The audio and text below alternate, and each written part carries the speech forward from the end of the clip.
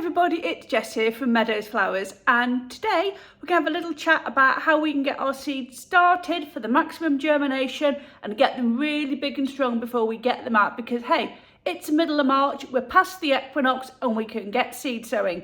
So for anybody that's not seen one of my videos before, I'm Jess and I own and run Meadows Flowers, which is a flower farm and florist studio here in the heart of Staffordshire. The sun is shining. It's mid-March, so let me have a chat with you about how I do things. So you can start your seeds out in a polytunnel or a greenhouse, but I've found over the years that I really get the best germination by starting them in the house. I start them here in the kitchen. They're not in direct sunlight. And I think that does affect some of my germination, but I don't get the massive temperature spikes you get if it's in direct sunlight. So I think next year I'm going to invest in some lights over my propagators, because some things do need light to germinate.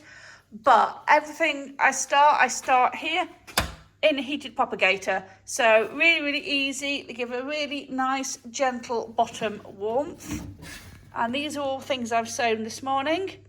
So my small seeds, so we've got antirrhinums at the back there. I'll start in seed trays, surface sow them, cover them with a really fine little covering of compost, water them from the bottom. So that means pop an inch of water in the sink and stick your seed tray in it. Larger seeds like these zinnias I've just planted this morning, I sow in individual 40 cells because they're a lot easier to handle when they're little plants.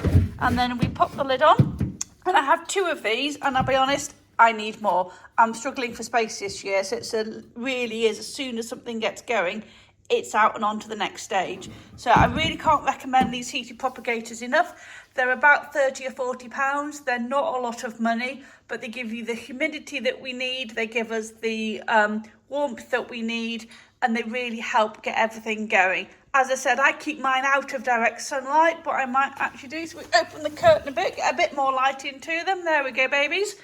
And I find that we don't get massive temperature spikes. You can start them in an unheated greenhouse or polytunnel, but unless you can put that bottom heat on, you will find that because you'll get temperature fluctuations up and down, up and down, up and down, you will struggle a little bit more with your germination. So as soon as I see germination, and by that I mean literally the first signs, see these little tiny helichrysum here, I've pulled out of the propagator this morning. We need to get them under some lights. So my setup is, I'm going to see if I can step back and show you.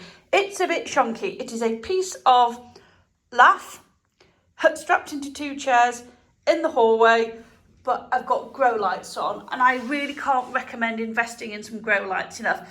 You can get them on Amazon. They're about 10 or 15 pounds each. I've got 3 here. It's probably a little bit much, but seedlings need light to really get going. So these are the cucumbers that germinated about 3 days ago, along with tomatoes. We've got some phlox there, and then we've got zinnias. I think I need to drop the lights down a little bit because they've gone a little bit leggy, but you find you get really good, green, strong, healthy plants. And then sit them under the lights for probably 1 to 2 weeks. I'll prick them out. So these campanula are probably ready for pricking out, and then they'll go into either 40 cells, depending on the seedling size, or 12 or 6 cells. You see we've got some stuff here germinated a couple of days ago. Keep it under the lights for, as I said, 1 to 2 weeks until you think they're strong, healthy looking plants. So I would say those phlox are probably 2 days away from going out to the polytunnel, and then get them outside in your greenhouse or polytunnel, but keep an eye on the temperature. If there's going to be any chance of frost, whip them back inside again under the lights. And yeah, so it's a never-ending cycle here.